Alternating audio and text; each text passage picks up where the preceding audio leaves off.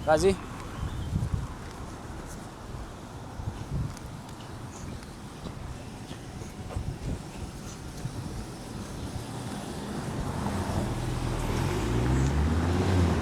አሁን እያያችሁ ያላችሁት እንግዲህ ወደ ቅዱስ ቦታ ወስዳችኋለሁ።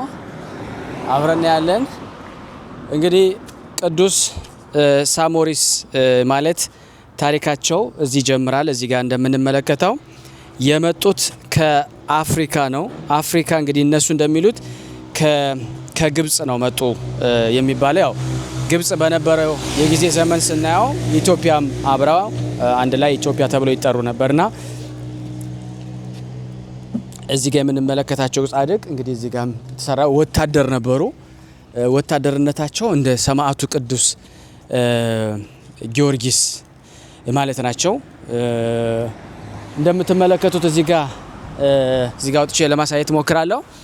እዚህ ጋር ራሳቸው ያላቸው ባንዲራቸው ራሱ መስቀል ነው። እዚህ ጋር አልባሳታቸው ራሱ መስቀል ነው። እንዲሁም በመስቀላቸው በእያንዳንዱ ነገር ሁሉ ቅድስት እሌኒ ልጅ ለቁስጥንጢኖ እግዚአብሔር በሰማይ መልእክት ሲሰጣው ምንድነው ያለው?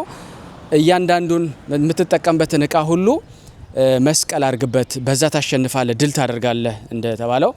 እኚህ ጻድቅ እንግዲህ ኢትዮጵያዊ ናቸው፣ ግብጻዊ ናቸው፣ ኦርቶዶክስ ናቸው።